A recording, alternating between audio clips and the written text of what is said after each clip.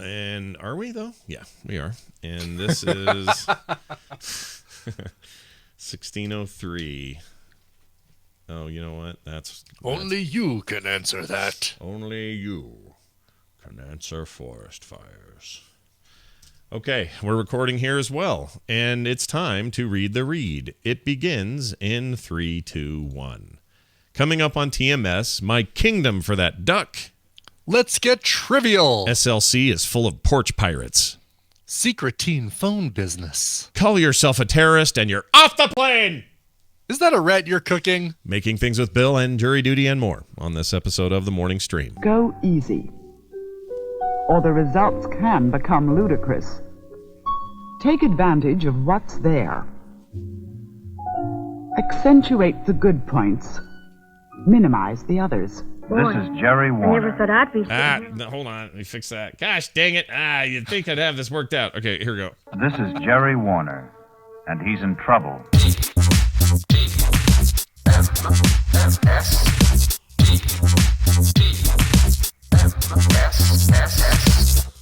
Better than a nuke in your backyard. This is The Morning Stream.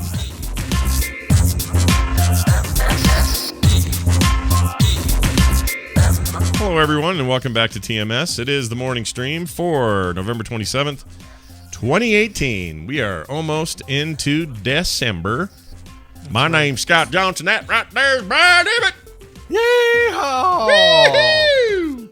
Yeah, you know, November 27th, that's a good day for Thanksgiving. None of this, November 22nd BS, like early in the month. No. Yeah. 27th is a good day for Thanksgiving. Yeah, let's just do one. Can we go ahead and just do another one? That's fine, right? No one cares. Have another Thanksgiving. I'm just about out of leftovers. I think we tossed out the last of the stuffing last night. That was the holdout. Like, ran out of turkey and mashed potatoes and sweet potatoes and all that stuff. And all we were left with was stuffing. And, you know, you can have it as a side dish with other things. But after 4 or 5 days... Doesn't really keep, does it? It starts to get a little... it really doesn't. Weird. Yeah, it's not the best. It's like the bread no longer is bread. It's like a amalgamation. Mush kind of thing. Yeah. It's like... I did... so we had like 3/4 of a pumpkin pie left. Oh, geez. And it was like, all right, this is great, you know, because Tina doesn't like pumpkin, so it's like, all right, well, this is my dessert. This is what I can eat for the next few days. Like, you know, in the middle of the day, or let's have a piece of pumpkin pie. And yes, I know how many points it's worth. Okay, Weight Watchers, you don't need to get on my case about that. Yeah. But I opened the lid yesterday, and there was a little spot of mold on there. Well, a couple spots of mold on there. I would have guessed that you had to refrigerate pumpkin pie. Tina insisted, no, you don't have to refrigerate pumpkin pie. I think I won this. I both won and lost. Oh yeah, no, you definitely lost, but you also won. And I would also say you absolutely should refrigerate pumpkin pie. Yeah, you definitely should. It's got egg in it. It's got, condensed milk, I guess, is milk that doesn't necessarily have to be refrigerated, but sure. So, I think pies of all sorts should be refrigerated. So while we were out last night, I went to the grocery store and I bought some pumpkin mix and I bought some condensed milk and some pie crusts. And we've got this little Breville mini pie maker. It makes these little pies that are like, you know, this big. Yeah, I like those little tiny mini pies. Yep, and so I made 4 little pumpkin pies. Oh. So I've got Carter did this too, by the way. She made pumpkin and apple in those little pie making tin. Nice. With a nice. It's the best way to do it. Yeah, your own little individual pie. It's like a personal pan pizza at Pizza Hut. Right, exactly. It's the same concept anyway. But look, here's the deal. There are times in my life where I'm desperate enough for pie that I might eat around the mold. Wow. Yeah. Only a few times in my life I could say that was a thing. I was thinking you were going to go, there are a few times I've been desperate enough for pie in my life that I decided to make one. To eat around a moldy spot. Mold, yeah, I've done it with a bagel before where there was like a little mold on a bagel and I went, oh, the rest of that bagel's fine. And I ate the rest of the bagel and just didn't eat the moldy part. Is that weird? Is that a little bit weird? No, that's not weird because I've had cheese where the neighbors basically just cut off the end. Like basically cheese is a solid block. You cut off the outside of it where there might be a little bit of mold. Yeah. And And come on now, blue cheese. What do you think that blue crap is in there? No, blue cheese is the best cheese. That's my favorite cheese. A good blue cheese, like a really good, well-made Roquefort style freaking blue chease. Exactly. Oh my gosh, it's so good. So yeah, there we're very accepting of it. And if you think about it, cheese itself is just a big old moldy mess anyway, right? Kind of is, yeah. Right. So yeah, that's what the chat room is saying. Cheese is different. Yeah. Cheese is mold. Yeah. Cheese starts out mold. Yeah, cheese is mold, literally mold, sort of. I mean, it's not exactly the same, but anyway, whatever. You bring up pizza, by the way, and my shirt proudly proclaims that pizza is beautiful. I brought up some pizza tonight for the first time since. How many points are we talking, Brian? How many points? Well, it depends on, like, I'm not getting a double cheese, bacon, pepperoni, sausage, all the meats kind of thing. I'll probably still try and restrict myself to like a spinach and cheese or something relatively good, and I'll only have 2 slices and get a salad to fill up on the rest or something. But kind of excited about this. I can imagine. It seems like a fine decision on your part to get some pizza, and the WW has it accounts for all points for all foods, right? You can get whatever all points for all foods. All right. Exactly. What does it give me for a little spot of mold on some pie? Does it give me an extra point? Mold is free. You get free mold. Oh, free mold. 0 points. Yes. Fantastic. Well, 0 points. That's good info. I just don't want AJ to look disapprovingly at me when I go in on Friday for my weigh-in. She's going to be. Is she your lady? Yeah. She's one of the ladies that works at the studio that I go to. The studio that I go to. The strip mall scale, basically. Does it give you any pause? Does it make you worry at all that they're making enough money off all these apps and people subscribing and everything that they can have a weigh-in place at every local mall? Like, doesn't that seem a little weird to you? Like they're employing people? I don't know. That seems like a lot. It's a situation where if you're not convenient, people aren't going to do it. If there isn't one within 5 miles of your location, and you've got to travel a big distance to do this, then people are just going to stop doing it. They're going to I'm not going to do my way, and I know I'm eating well. I'll just do it on my own. Blah blah blah. Yeah. And, plus, I guess they've had not a setup, but they've been kind of doing this for a very, very long time. This part of it. They have. Yeah. So they probably have an infrastructure there. They don't have to build out too much. But, well, all right. I believe in you, and I think you'll have a fine pizza time. And I think it will. Is it good pizza? Like, where are you going? I don't know. It's a new place I've never been to that is coincidentally with the things that we have later in the top of the show stuff. Yeah. It's a trivia place. Oh. And it's the same guy that used to do our trivia at the barbecue place, but that place is kind of given up on trivia because it just didn't pull in enough pizza. So it's a place called Gibby's Big Backyard. Didn't pull in enough pizza. Wait, did you guys hear that? Did you say they didn't pull in enough pizza? Did you mean people? Oh, did I say pizza? I meant people. I was copying the name of this place we're going to tonight, which says really good pizza. So they didn't pull the barbecue place didn't pull enough pizza. That was really funny. Imagine that. Didn't pull in enough pizza. Listen, it's fine. Johnson. Listen, no, I am not one. I am not one. Don't try. It's not that. The score is 1 to 500. I get it. No, you're right. You're not wrong about any of that. But, I just cracked me up. Anyway, well, that's great. Apparently, this place has really good pizza. We're going to tonight, so that is pizza on the brain for sure. That sounds good. I'm just looking there. They don't have a. Oh, here we go. Full menu. Let's see what looks like their specials. Oh yeah, okay. Here we got pizza. Yeah. Animal lover. Oh. Red sauce, onion, green pepper, spinach, black olive, marinated tomato, mushrooms. So it's. I love animals to remain alive. Oh, that's more okay. Lover. That's a vegan pizza. Got it. All right. Then you get the meathead, red sauce, Italian sausage, pepperoni, meatball, bacon. I won't be having that one. Backyard barbecue, chicken, caramelized onions, mozzarella, cheddar with barbecue sauce. That might be my thing right there. Oh, it sounds good, doesn't it? The Med, which is your Greek pizza. Supreme, which is run of the mill. Then you got your burgers, your appetizer, soup and salad sandwiches. Oh, check it out. This place actually has wings, buffalo wings. Wow. Weird. Imagine that. Yeah. I never see that at a pizza place. That sounds all good. I love a good. Yeah, I think I'm in. Yeah. Is it a local one of a kind place, like not a appears chain? To be, yeah. Right. Yeah, I don't see any other locations for these guys. Even better. Also, Yeah. all Ariel on their website. Think you can do better. Oh, At least it's not Comic Sans, but come on, we can do better than Ariel. The Ariel font. is For some reason, I thought you meant the Disney character. In my head, the website is covered with pictures of Ariel. yeah, that's all I pictured. A bunch of what are they called? Mermaids all over the screen. Right. Okay. Look at this font. Isn't it dull? Everyone uses it because they're lazy as hell. Yeah. All right. Good job, Twitch. Yeah. We didn't pay for that one. No. That we didn't. In fact, we sang it so poorly. There's no way they could block us for that one. Right. All right. I got a little fun trivia thing for you. You hinted at it earlier. It's Now I know these. I know I screw these up. I have a history of screwing these up. I don't know enough about how the results are tabulated, and so we end up with like. Is this another Sporkle? It's better than that. Finally, okay, good. I did a little All right, research and I found a good one.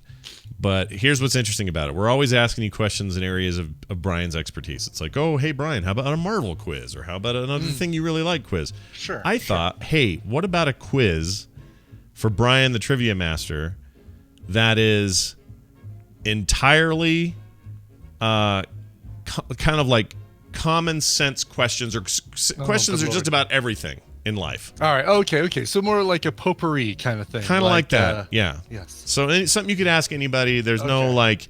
I'm hoping it's potpourri and not common sense because I'm really good at one, not so good at the other. Well, let's find out how you do in this scenario. Now, I'm going to do this is 25 questions as quick. We're going to do them Family Feud style, as if we're in the final thing, and you got to do them with a clock running. Okay? Oh God. Okay. Like right, quick fire style. Yes. So I need to figure out how to do the timer part's the only part I didn't do. I guess I could just use. Oh, I know what I could use. Hold on a second. Google has a timer that works really well. We'll use that.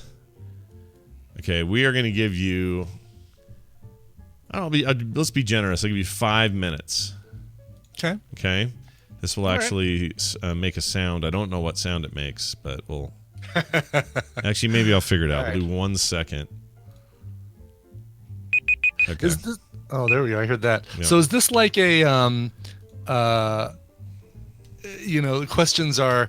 You might think it's this, but it's really this other thing. Aren't you dumb? No, not like that. Okay. It'll All be right, they're good, no trick questions. These are just like good old fashioned answerable questions. Perfect. The question is, how many will you get right in a set of 20 in 5 minutes? All right, I'm ready. All right, the timer will begin now. All right, here's your first question. Richard Hannay was the central character of what famous film? Richard Hannay. I don't know. Next question. What is the commonest medical condition? Alive. Tooth decay. Tooth decay is the correct answer. 3. Which Swiss psychologist is synonymous with the concepts of introvert and extrovert personalities? Freud. Carl Jung is the correct answer. Young. Which dish consists of mashed potatoes and eggs, which is molded into shapes, usually through a piping bag and then baked? Potatoes and eggs molded into shapes and then baked. Oh, those are dumplings? No, the dumplings are boiled. It's a D word. Okay, do cheese is what it's called. 5. Cheese, okay. What does the F stand for in FBI? Federal. Bing! Nice job. Tony Curtis Jeez. is in which of the armed services in World War II? Oh, I think was a Navy guy. Bing! Nice job. Which state is called the volunteer state? That is Missouri? Tennessee. 8th question. Which state is called the Golden State? Golden State is California. Ding! What color is the M in McDonald's? It's yellow. Ding! What was President Yeltsin's first name? Boris. Ding! He's Boris. He's Boris. Yeah, I knew we'd get that one. In fiction, what is the last name of Dr. Hannibal the Cannibal Lecter? What is the last name of Hannibal Lecter? What is the last name of Dr. Hannibal the Cannibal Lecter? Oh, shit. I read the answer. Okay, you get that one automatically. Sorry. You get that one. I didn't even do that right. All right. I was going to say Lecter, but... I screwed that up. Okay, San Antonio International Airport is in what state? Texas. Ding! That's 7 points so far. What is the Aloha State? That's an easy one. Hawaii. Ding! Yeah. How did Greta Gustafsson become better known as the actress Greta Garbo? Oh, shit. Sorry, I still gave the answer away again. How did she become? Yeah, how did Greta become a better known as... Yeah, I screwed that up. All right, forget that one. We didn't exist. Let's see. Albertville and Lillehammer were the two 90s venues of which event? The Winter Olympics. Bing! Nutria is given to the fur of which animal? Nutria is given to the fur of which animal? Never heard of this. Dogs. Correct or incorrect. Copia or Kopu. Koipu. See, Okay. whatever, how you spell that. Let's see. Tampere is the second largest city in which country? India. Finland. Diva was the Roman name for which British city?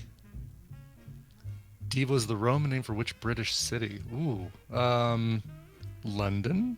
Chester. The carbohydrate group of foods is composed of which three elements? Starches. Carbohydrate. Let's see. Hold on a second. No, you're probably looking for the elements, periodic table elements. Yeah. Potassium, sodium, and Barbasol. oxygen. You're close. I could give you 1/3, but that's not how the scoring works. It's carbon, hydrogen, and oxygen are the two. Oh, okay. What I was wasn't even going to 1/3. Come on. what was the name of King Charles's physician who discovered the circulation of the blood? These are all over the place. That's what's fun about it. Jeez. Yeah. King Charles's physician. I had no idea. William Harvey. Okay. Who presented the quiz show 15 to 1 or 15 minus 1? So the presenter. It was a show. There was a quiz show called 15 minus 1? There was. Let's say Alex Trebek. William G. Stewart. Okay. The company, let's see. Okay, here we go. The company Stellif are famous for making what children's toy? Lego. I don't think that's right. Teddy bears. Oh, really? Yeah. Okay. Now, how many episodes of the cult TV sitcom Faulty Towers were made? Oh, like 12. Ding! So far, 10 points. On what Jeez. date is St. Swithin's Day? St. Swithin's Day. It is, oh my God, it's right around February 4th. It's like right around St. Valentine's Day. Let's say it's the 15th, February 15th. So close. July 15th. Oh. And finally, it was the 15th. Which tree bears conquers? What? Oh. You can still answer Concords? it. So I'll give you this last one. Which tree bears conquers? Meaning not bears like the animal. Bears meaning it has them. No, like a fruit or something conquers. Yeah. A coconut tree. I don't know. Horse chestnut. Horse chestnut is the answer we're looking for. Brian, out of 25 questions, which you did in just about the amount of time we were allotted, 5 minutes, you got 10 out of 25. It's not bad. Wow. It's not Yeah, bad. okay, that's not bad. It's there were a few in there that's like, oh yeah, I've never even heard that name before, like as far as the answer goes. Yeah, this claims it's very common knowledge, but I'm here to say I think it contains a few very common knowledge and then a bunch of weird curveballs in there. By the way, I would have gotten Lecter and I would have gotten Greta Garbo. Oh, just for totally the you would record. have. Totally would have. You totally would have. Those two I felt really good about. We're going to give you, you know what? I'm giving you 12 just because those were absolutely stupid. Me blowing it. Like if Richard Dawson screwed those up in the final thing, he'd have to give them to him, right? Oh, yeah, totally. Yes. Yeah, exactly. so we're giving it to you. You got 12. Well done. Nice job. Wow. All right. I don't know why. Fun trivia quiz. Man, a little tricky on a couple of those, or a little way out there on a couple of those. I'm completely King Charles is a physician. I had no idea. Man, who knows Harvey that? guy. Nobody Dr. knows. Harvey. Yeah, nobody knows Dr. Harvey. Doesn't even sound like a The guy that attorney would. says that it's a Brit quiz. I guess, are those... Oh, is it a very Brit quiz? I don't know. It must be, yeah. It doesn't. Oh yeah, sure. specify. Faulty Towers and King Charles and Chester and all that. Yeah. you know, Brits probably have no idea about the Aloha State. What's an Aloha? Yeah, Governor? what the hell was that? That Tennessee one must have been really hard for them. The Yeah, volunteer right. state. Do people still volunteer in Tennessee? I don't know if JJ's listening, but you guys just volunteer for everything? Is that the deal? How's that work now? Do you have to live up to your slogan of your state? Or can you just, Not worry about it. We're the beehive state. I don't know what that means. I'm Right. supposed to do. Be busy or put bees on my head. Like, and what's yours? Well, I like what's yours? I like the Missouri is the show me state. Too. Oh, yeah, the show- That's one I it's- was confusing. Yeah, show me state. Everybody lifting Oh, their yeah, shirts. show me. Yeah, everyone's flashing everybody in Missouri. That's right, exactly. We're What- the Rocky Mountains, or we're the Centennial State. Centennial state. So you just have to constantly be 100 years old. That's what you have to do. Right. Or that'd be No, what is that? No, that's centennial, right? 100 years? 100 years. Yeah, centenarian. Yeah, I don't know. You'd think that nickname would pretty much only last 100 years. Yeah, that's weird. I don't understand that. Chat room, Lassard says I'm supposed to keep beehives in my yard. No thanks. Not into it. I don't think I could do it. We have decent bee. You can do beekeeping here in Utah. We got good conditions for beekeeping, but I don't want none of that. I don't like bees, Don't want Brian. the fresh honey. Keep you healthy. Yeah, but they sting me. They Well, get out of their one box. Get one of those costumes or one of those outfits like you're a worker for AIM in Marvel Comics. Yeah, there you go. All right, I'm going to guess Idaho's state slogan is "We're the potato state." Is that right? No, probably not. No, I think they are the gem state. They are the gem is what state. All right, Tyro 67, I'm going to guess Nevada is we're the gambling state. Gambling the state. silver state, if I remember correctly. Okay, I got that one wrong. Let's try Wyoming. We are the endless stretches of nothing state.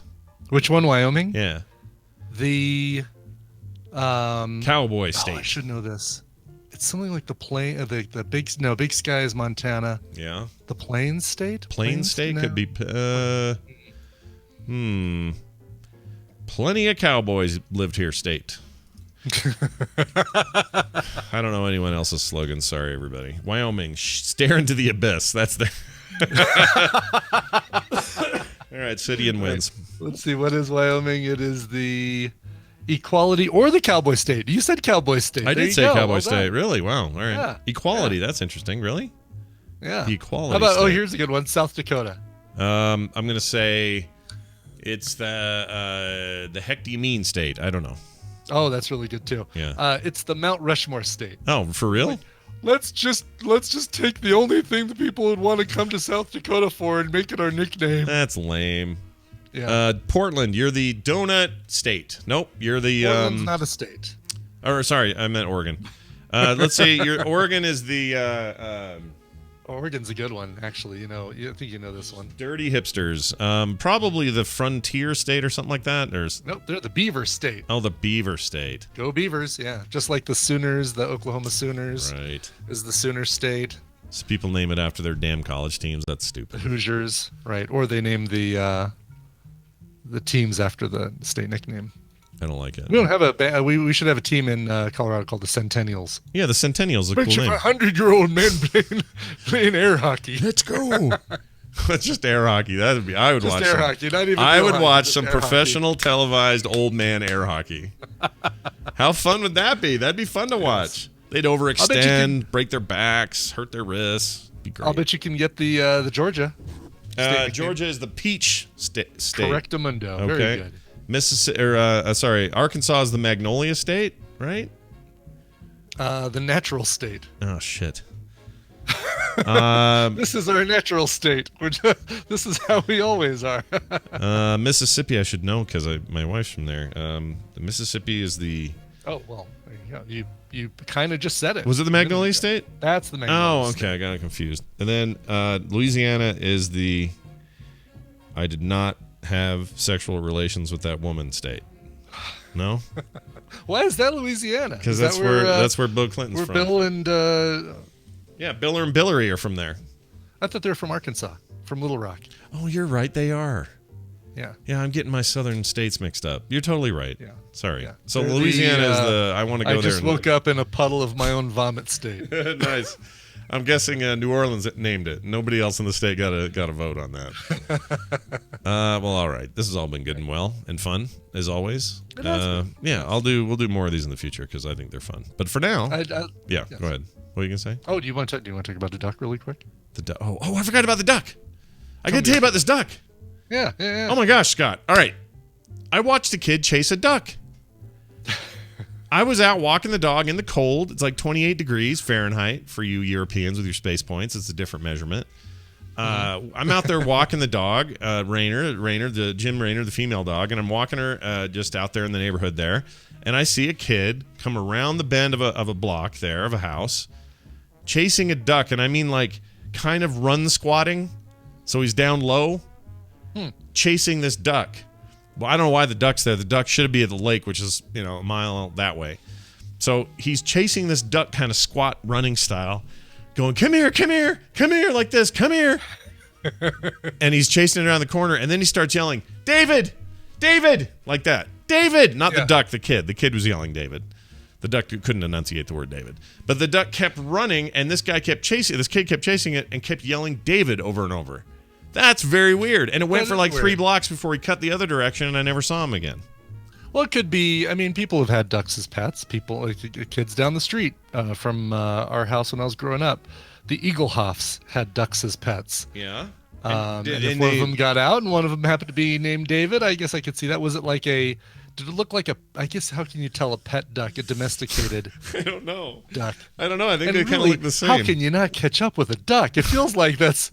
That duck was hauling ass, though. That thing was really Was it really? moving. Oh, yeah. okay. I don't know why or how, but and maybe the kid felt like he was just matching speed, like not really trying very hard to get any quicker. It felt like if the duck moved faster, he'd move faster. If it went slower, he'd move slower. It's like he was afraid it was going to get hurt or something. But just yelling David and chasing David the duck down the road, I've never seen that before. That was a new thing. But you're right. He's probably just a pet duck. People can have pet ducks. I had a pet rabbit that lived in the house and had his name was Fang, and he had a what do you call it? What do cats have? Freaking Claws? No, Whiskers? where they poo.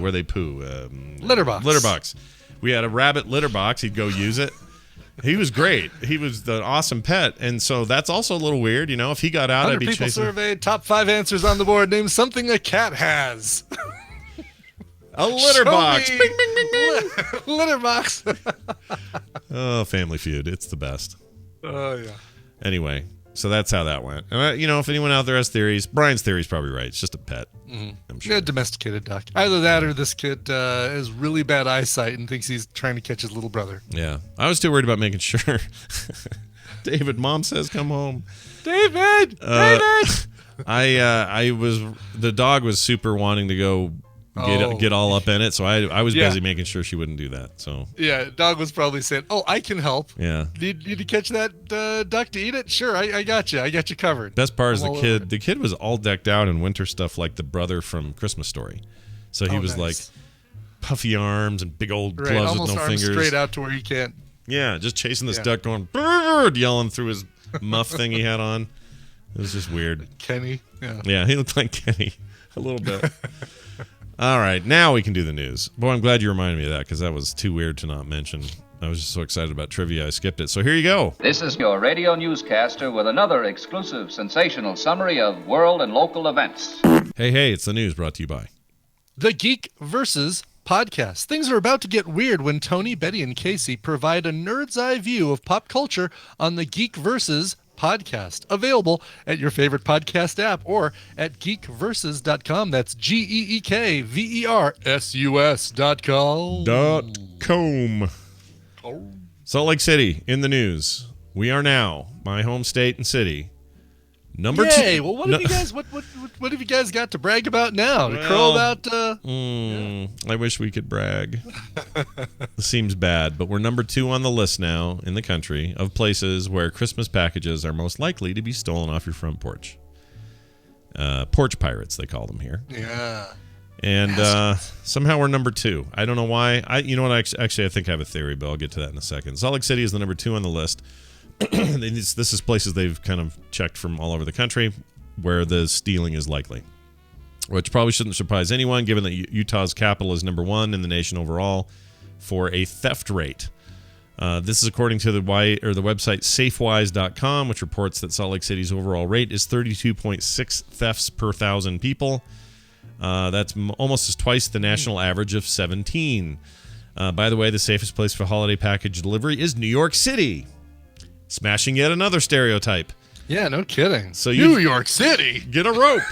I mean, honestly, you'd think, okay, Salt Lake, it's Happy Valley, we call it here. You'd think it just doesn't sound like the kind of place you'd have this problem. And in New York, you're like, well, of course people are stealing packages off porches. It's the opposite. Yeah, it's flipped. You think of crime in New York, sadly. Well, and apparently incorrectly. So if Salt Lake City's number one, I'm sorry, it's number two. Who's number one? All right, number one is Austin, Texas. Austin, really? Texas. Austin? Yeah. Again, weird, that's right? a surprising one too. I would have been surprised by that as well, but here I have a theory, and it may the demographics have context and demographics make a big difference. And so what we have in my city and in my state in general, but mostly in Salt Lake City and the surrounding area, is a lot of suburban zoning. Oh, yeah. Tons and tons and tons of houses because New York does not have. No, and we have a gargantuan birth rate here. We have tons of kids, tons and tons of kids, and that means lots and lots of families, means lots and lots of homes, which means lots and lots of boosting to the numbers of available stuff to steal off your porch. Sure. So I think that probably has a huge amount to do with it. In fact, most of our statistics in the state, when people talk about them, they're almost always skewed by the fact that we have a huge youth population. And it goes kind of, and it's I think if you looked at a list that said who's got the most kids in the nation, I think Salt Lake's still head of that, is the top of that list. So I think that makes a difference. You're going to load porches up with stuff. You got a lot more people and a lot more targets, frankly, to steal from. Yeah. Whereas New York doesn't really have that. Now, I don't know what Austin, Texas's deal is, but there's probably some other factor there. Because this isn't just like, the neighborhood's full of crime. It's just that around Christmas, a box goes missing. And it usually turns out to be some douche, 8th grader from up the road. Right. What are these damn kids you're defending? Right. It's not exactly. Yeah. Duck boys out there stealing boxes. Right. That's right. But it means that is that guy still watching? Yep. David. Yeah, it's David. Still watching? Yep. Yeah. It's a good distraction. Maybe the duck has been trained to go steal boxes. Right. Yes. Yeah, hadn't thought of that. But Kim caught that guy looking at our garage that one day. It was open, and he was looking at it. Followed her home from the grocery store. That was creepy. Yeah. That was a different thing. That was our old neighborhood. Oh. But yeah, this thing was Kim had the garage door open while she was taking groceries in. She went in the house, took some in. This is the middle of the day. She went back out to get some more, and when she walked out, there's two kids. They're just teenagers standing there staring at my bike, looking like they're going toward my bike. Yeah, and I thought that was what somebody in the chat room had said. There was a thing where they see a woman who's shopping alone, loading groceries into her car alone in a grocery store parking lot, follow her home, because if she's putting them all in the back and there's multiple bags, chances are she's going to open the back, take in 4 or 5 bags, go into the house, disappear for a minute before she comes back out, and then during that time, they know that they can get access to whatever's in the garage. Yeah, maybe that did. No, I don't remember. I'd have to ask her if that was the same. For some reason I have those as 2 separate instances, but maybe not. But either way, she chased that guy down. Time to invest in a Ring doorbell. If you don't already have one. Well, yes. Also something better in the backyard, because that's where the garage is, or not backyard, but the rear. But anyway, yeah, I think that's what's going on. Here are your other cities, by the way. Miami, Fort Lauderdale at number 3. Atlanta 4, Raleigh, Durham, North Carolina 5, Seattle, Tacoma is at number 6. Then it goes Houston, Dallas, Fort Worth, both Texas towns, obviously. Tampa, St. Petersburg, Florida, Boston. Here are the 10. That's the top 10. Here are the 10 metro. And again, surprising not to see LA in there. Yeah, it's not in there, but maybe it's because it's just too damn spread out. It could be, yeah. Because and you break out Pomona versus Riverside, or not Riverside, but versus it gets weird because they call them metro. Valley or something. It has to be metro area, and I don't know that LA has I don't think they have the same kind of metro area that you would apply to something like Atlanta or even Salt Lake or anywhere else. But anyway, New York at number 1, best place to leave your stuff on the porch, I guess. St. Louis, Portland, Oregon, Minneapolis, St. Paul, Minnesota, where my sister is now, Sacramento, Stockton, California, Washington, D.C., Denver. Get a mouthful of Denver. Yeah. That's right. That's good. San Francisco. 6th best place. Yeah, it's not bad. San Francisco, Oakland, Detroit, and San Diego are all the best places to leave your stuff out. For the record, no one's ever stolen a package from me.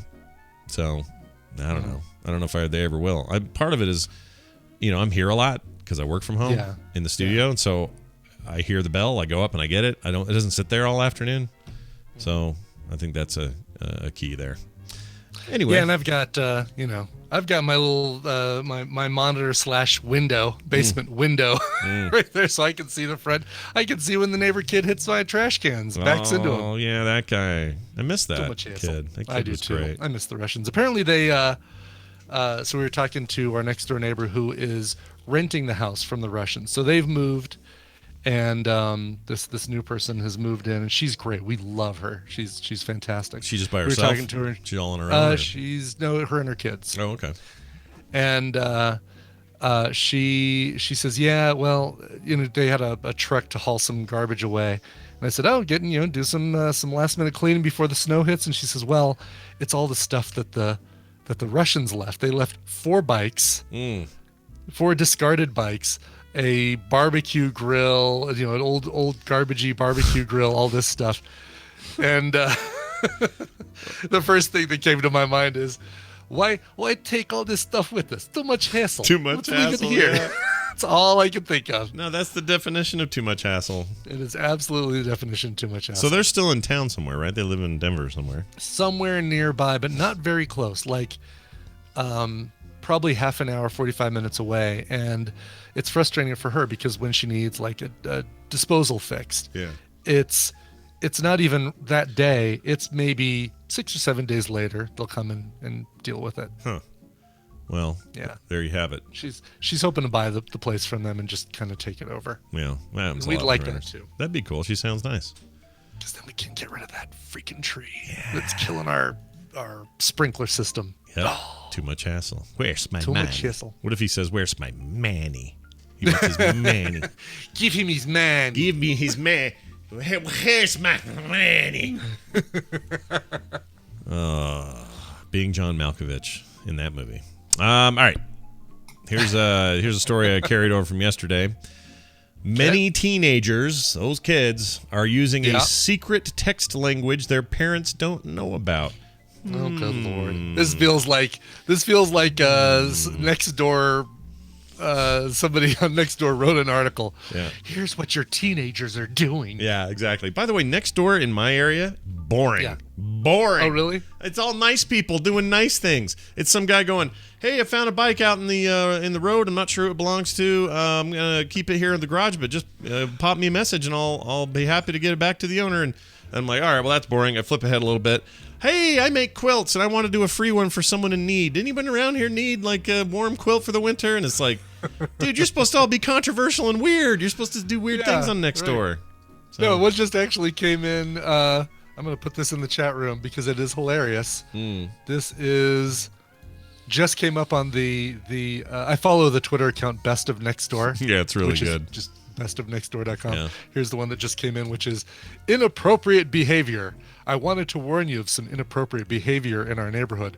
Looks like they're up to no good. Took these photos on Keswick Drive. Use caution. And it's they're deer. And it's 2 deer humping in a front yard. Great.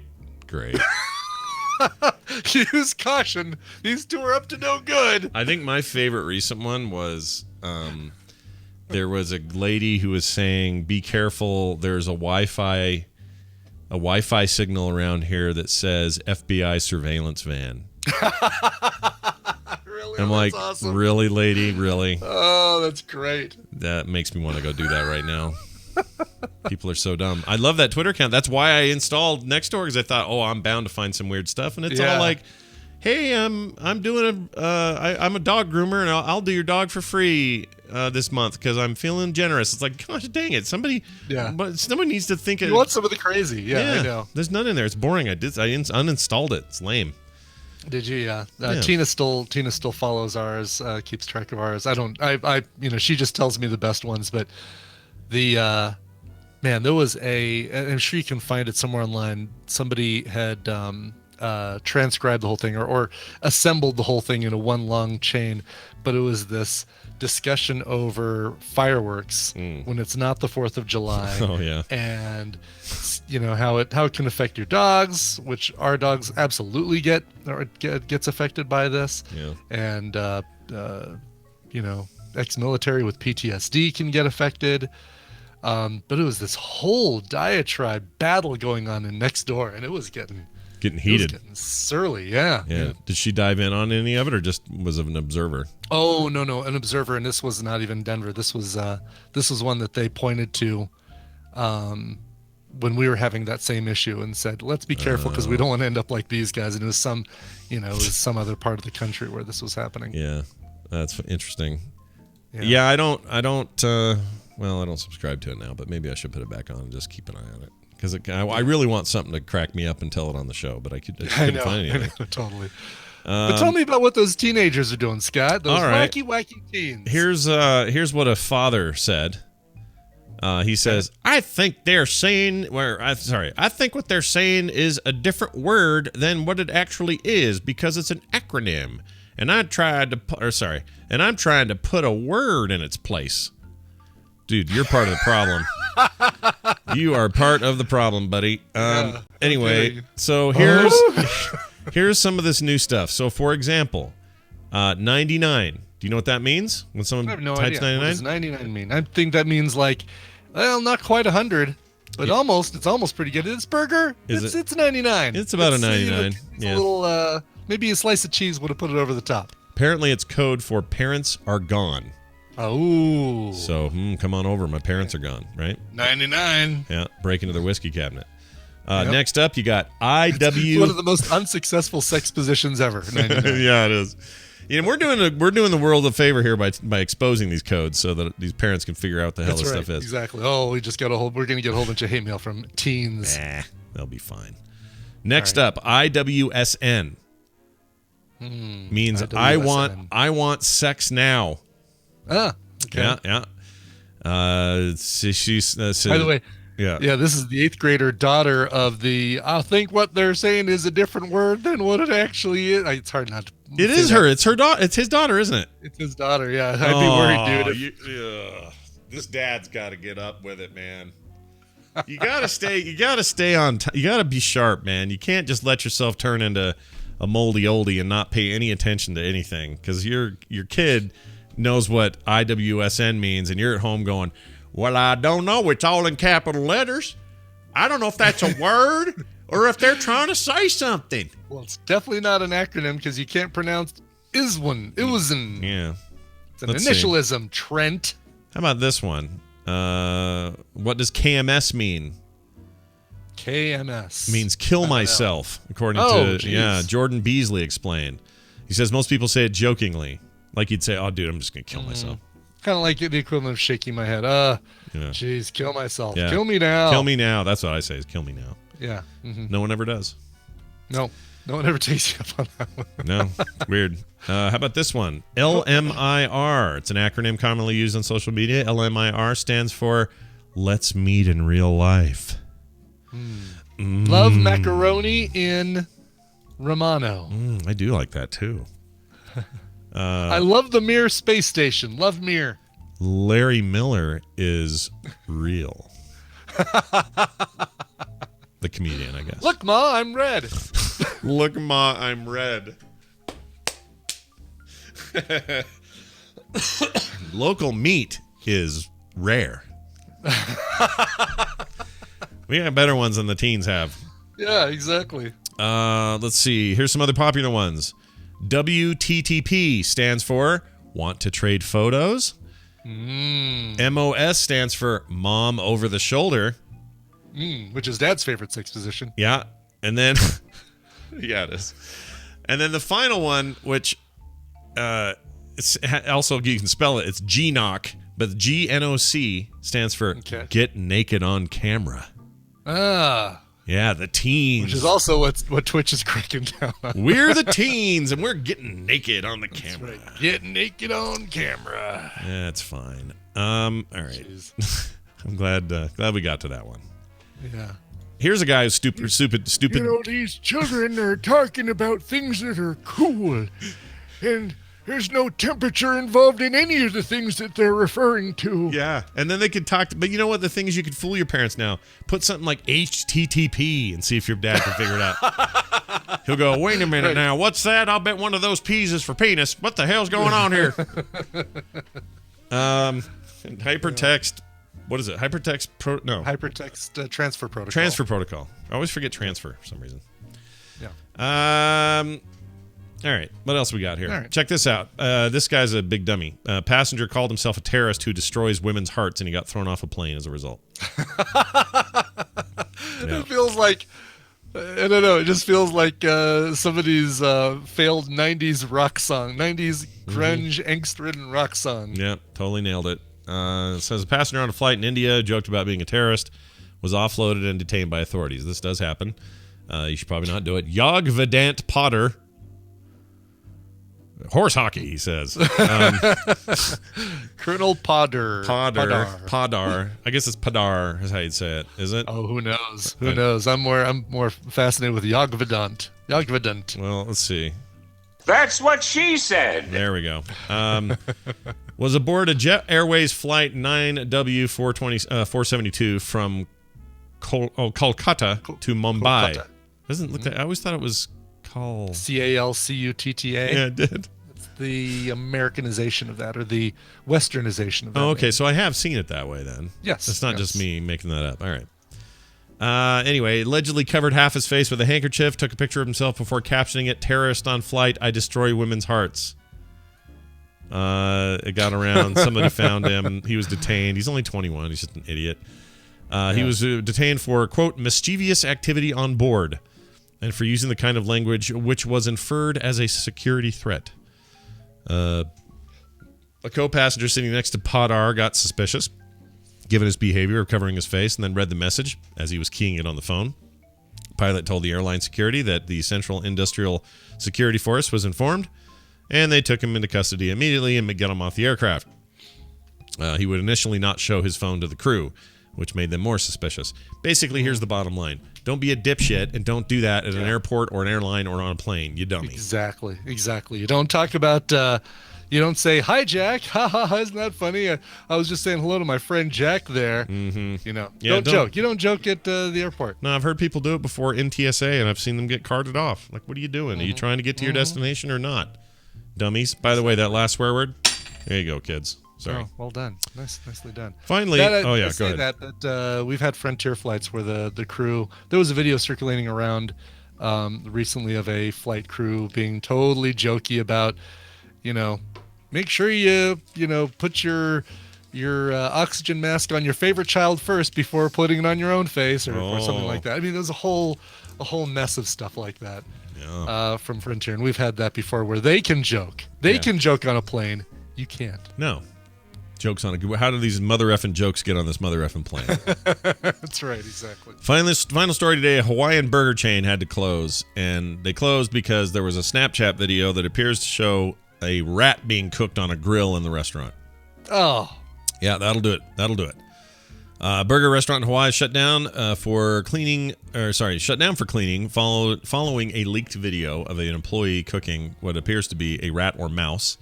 Snapchat video shows two workers next to a grill at what is supposedly Teddy's Bigger Burger in Mapapuananana. Oh, that's Mapuna Puna. Damn it. That's a fun one. Mapuna Puna. Mapuna Puna.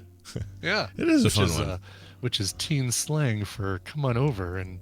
Mom's not home. Mom's not home. Let's make waffles. Yeah, I found some pot in Dad's thing with the Playboy magazine. Let's see. One employee flips over something gray with a long tail on the grill and says, "Hi, welcome to Teddy's." The burger chain responded to the video by firing the employees and immediately closing the restaurant for cleaning.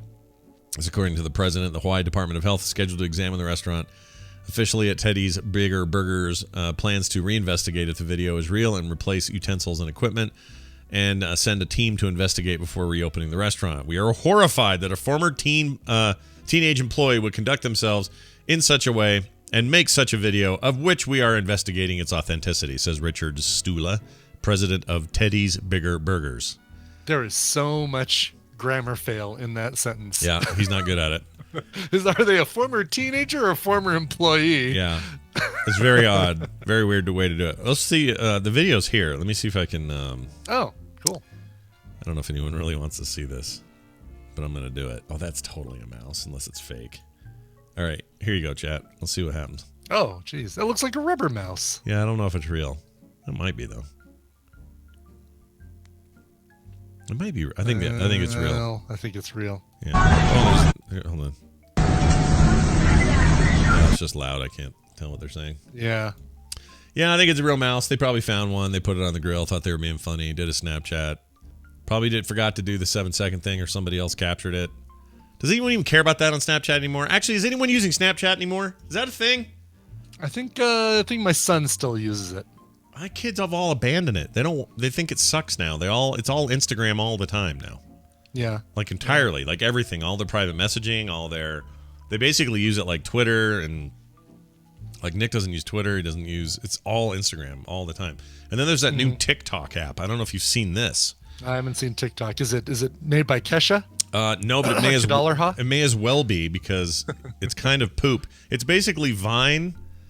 It's like they figured out a way to get Vine popular again, so it's like Vine, like quick videos and stuff. But it's mostly just people lip syncing to dumb music. It's just kind of terrible. It makes me feel bad about myself. Which is kind of what the end of Vine was. Yeah. It picked up where Vine left off. That's a really good point.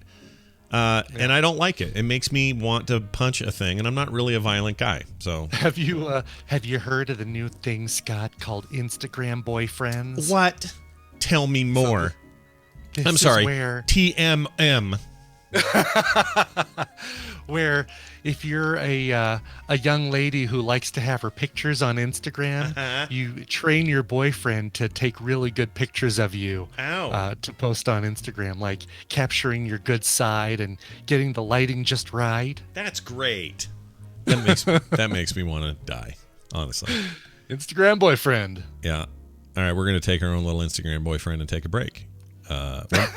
When we come back, we're going to make some things with Bill. We're going to talk to Jury and all the stuff we do normally. At the end of the show, we actually have a voicemail from one of our own tab poolers that I think is an important note regarding social media. It's a follow-up on a previous show. So we'll get to all that in a minute. Before that, though, Brian has a song, and we're going to play it. I do, and we are. This is a band called The Incurables. Brand new album is called I Don't Feel So Well, which is great if you're The Incurables. This is a band that was formed in Westland, Michigan by a bunch of friends that met in kindergarten. They've been, friends for a long time. Ray Lawson, Pat Kelly. They found their heart and soul when they were joined in the mid-'80s by cousin Darren Lawson, who is on drums and vocals, and Dennis Pepperak on guitar and vocals. They're truly a band of brothers in just about every sense of the word, and they continue to rock with all their original members decades later. These guys grew up listening to stuff like Cheap Trick and AM radio, and they've got a great straightforward rock sound, a very cool Detroit rock sound. This is from the new album, I Don't Feel So Well. This is the song Down. All right, I marked it. All right. And now I kick it off with this. A light base will make the eyes look smaller. A dark base will make them appear larger. Foundation is used as a base for the rest of your makeup. Work the foundation from the center of the face toward the hairline using gentle upward strokes. Boy, I never thought I'd be sitting here like this.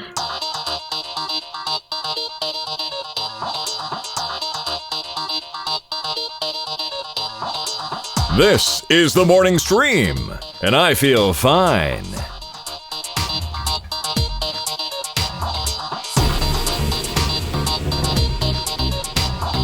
All right, we're back, everybody. We're back. Hey, someone in the chat earlier said, wait, you guys do voicemails?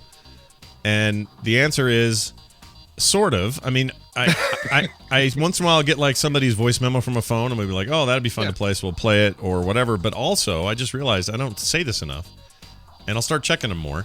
If you guys want to leave voicemails at our regular phone number we usually do live stuff on, you can also leave voicemails when I don't have it active here. So if you call 801-471-0462, you can leave a voicemail. It can be a question for the show. It can be whatever you want, and we'll address it on an episode or whatever.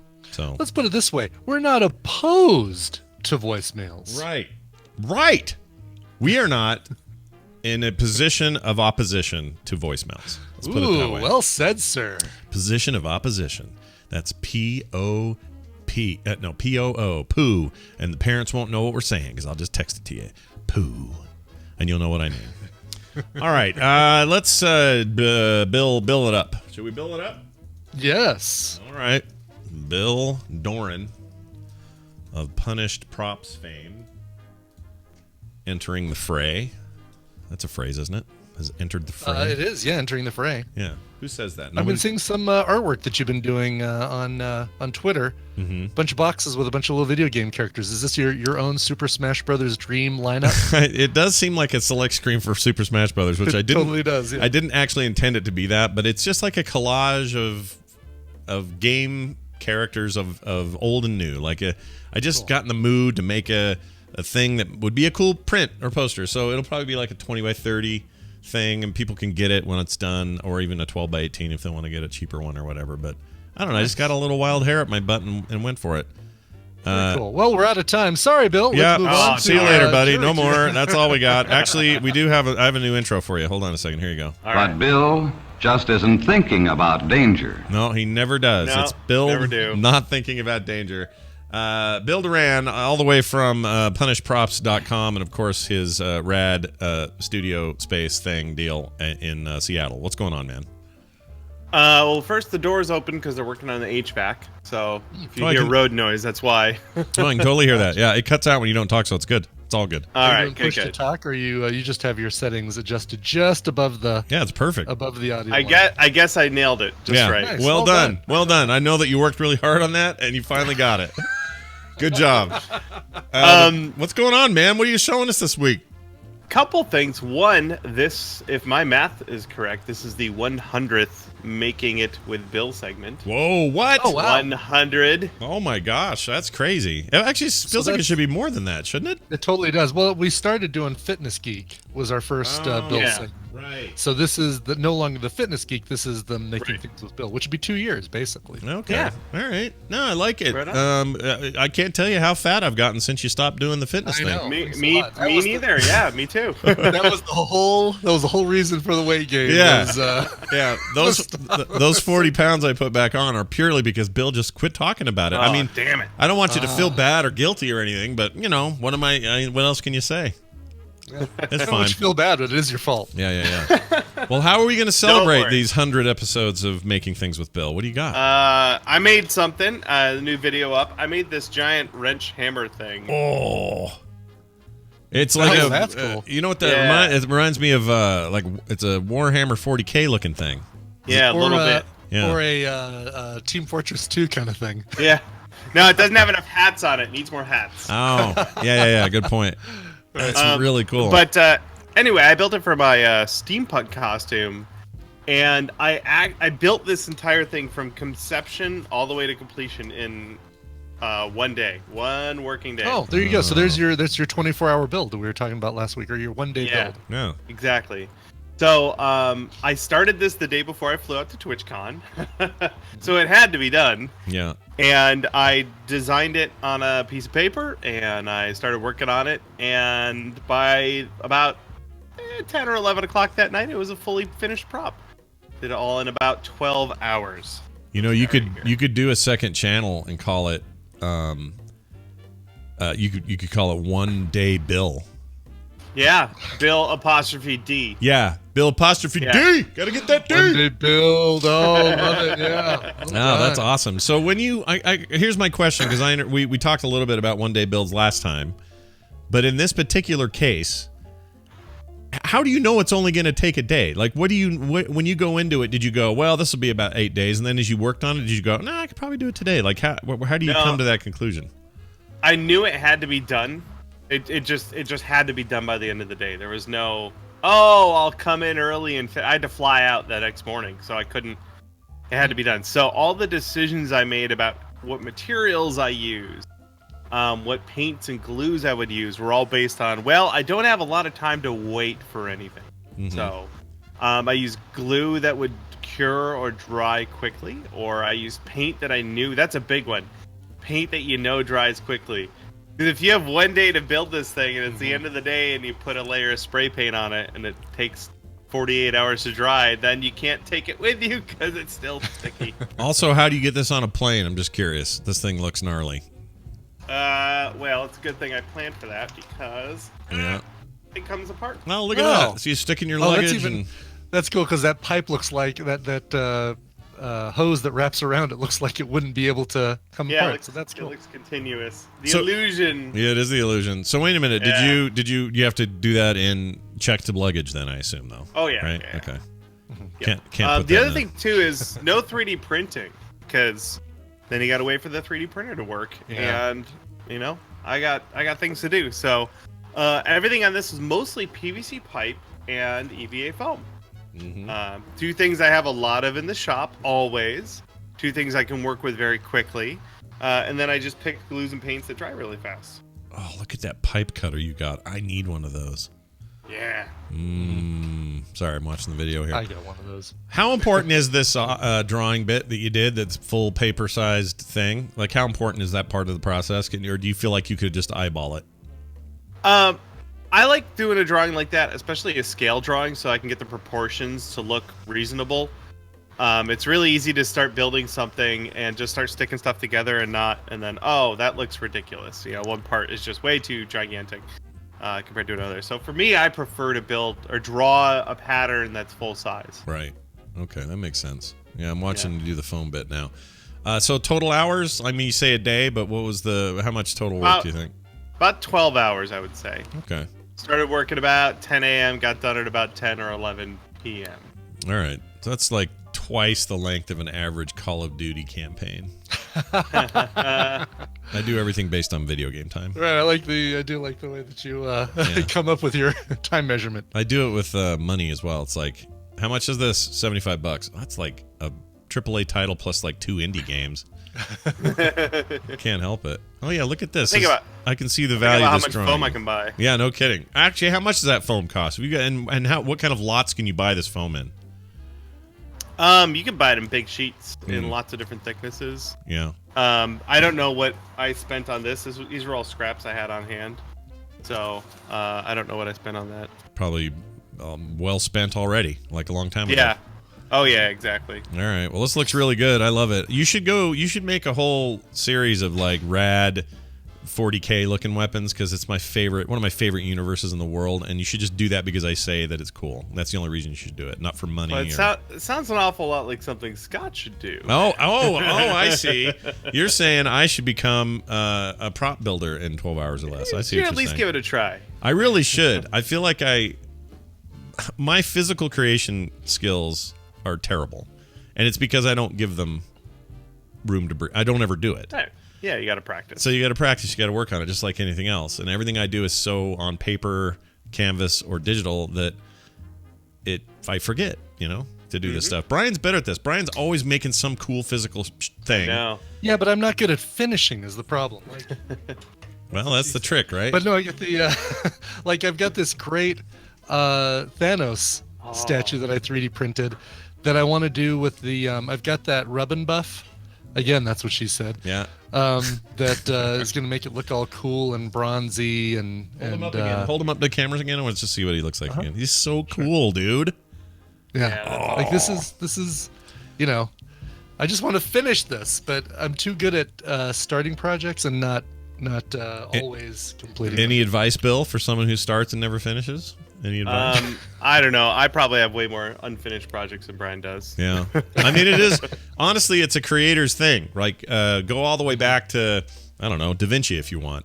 He had way more unfinished projects. Some of the coolest things ever, too, than he ever did finished things. Sure. How many symphonies did Beethoven not finish? Right? I mean, there's tons of them. So I wouldn't feel too bad. Don't feel too bad. It's just a sign of genius, I guess, is the way it goes. That's what we're saying. That's exactly what we're saying. You're gonna invent the next. I'll buy it. I'll buy it. You'll buy that.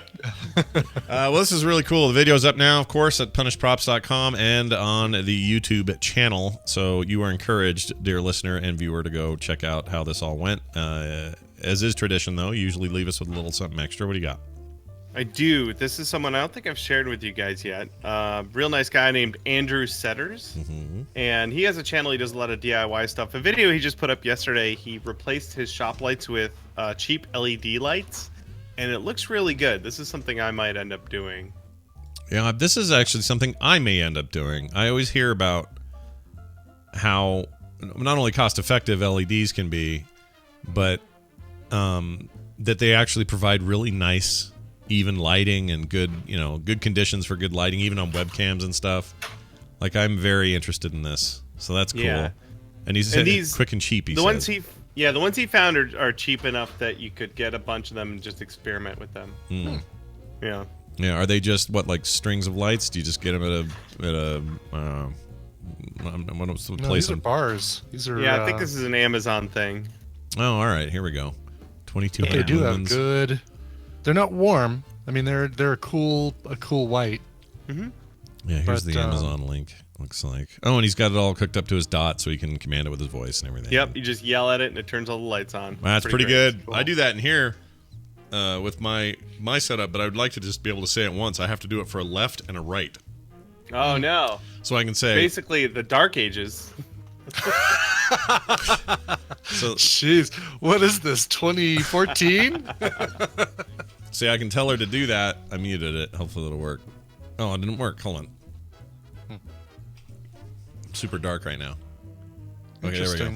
I mean, this looks relatively easy to do. Like, yeah, I kind of want to check this out. He's got links to it as well. Let's see, French May LED lights. Ooh, French May. French May. Fancy. Hubba hubba. Oh yeah, look at this. How many do you get in here? They're only $42.97. Six pack. 6-pack for $42.97. That seems pretty great. Color me Less interested. than, Yeah, about $7 each. I have to look at that. I could see those totally. I'd have to mount them. All right, now you got me thinking. Well done, Bill. That's what you do. Yeah, do watch best. the whole video. It's great. PunishedProps.com. Of course, Chinbeard on Twitter. All that fun stuff. Happy 100, dude, and we'll see you next time. Bye. Bye. Oh, he made a little sound at the end there. Wow, yeah. Was that him or you? It wasn't me. Okay. It wasn't me. How's that song go? Just like that. Wasn't me. What's the... It's Shaggy featuring Rayvon. Oh.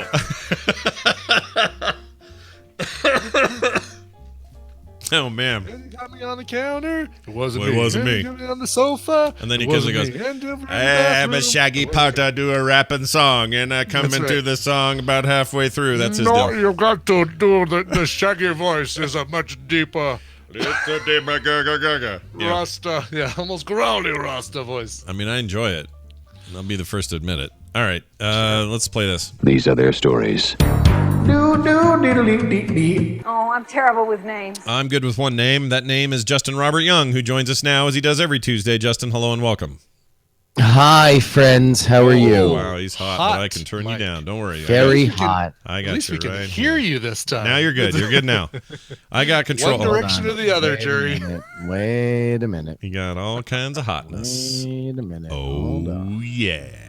Never let it be said that we don't find Jerry hot. Bringing the heat. There we go. Now we should be good. Oh, yeah, we should. Now I got to turn you up a little bit. Hold on. Okay. All right. Yeah, you're good now. Hi. Yeah. Hi. Hey, well, what's going on with you?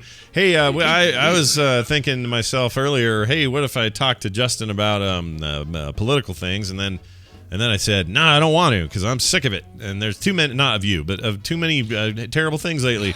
I don't want to talk about little kids getting tear gassed or the other side of it, which is people rushing a thing and throwing rocks and then the president lying about who got hurt. And I don't want to talk about any of those things. Instead, I know you watched the Ballad of Buster Scruggs, right? I did. Okay. Yeah, I texted you about it. I think before you watched it. Yeah, almost immediately. He said the Ballad of Buster Scruggs. What would you say is Western porn or something? Western genre porn. Yeah. I pirated it before either of you saw it. No, yeah, it was just it's such a great pastiche of so many other like Western movies, and the silly, the serious, like it really is kind of a great tour de force of. It's like the Coen brothers are so amazing because they very often blend a lot of those elements, and this is like kind of the candy sampler of like, no, this is just the silly, and this is just the serious. Here's the and this grim, is just the enigmatic. Like here's the heartbreaking, and then here's the the warm fuzzy at the end. They're all very grim though, I found in the end.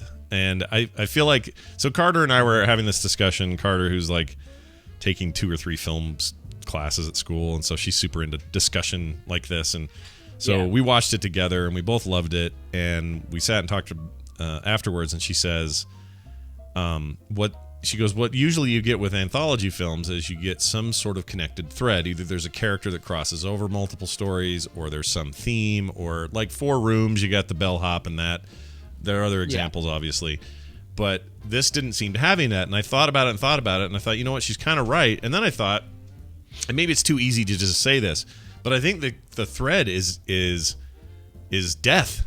Like, harsh, blind death. I kind of feel like this was more, and this is kind of really a rad thing about Netflix, because Netflix, it's like you feel privileged that the Coen brothers have stooped to make a Netflix thing that you can see the night of, right?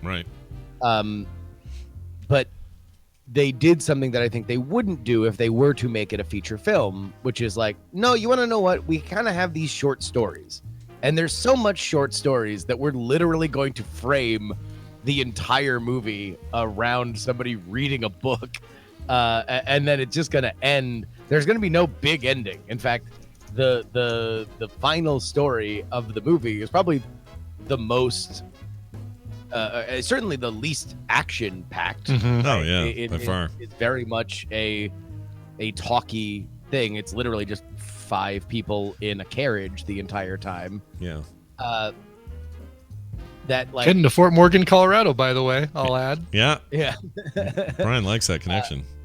Yeah. So like I don't know. I mean, I think that it was in that kind of like ripping Western stories kind of idea. And yeah, look, there's a lot of death, but part of it is they wanted to, and this is partly the reason I think why they didn't connect things, is that they were very much paying homage to different movies, right? In each, version. Singing Cowboy and Wagon Train and the Wagon Train, and then like the kind of gothic horror, really in that final one, right. The bandit that the Tale of the Outlaw with the James Franco one. I love that one.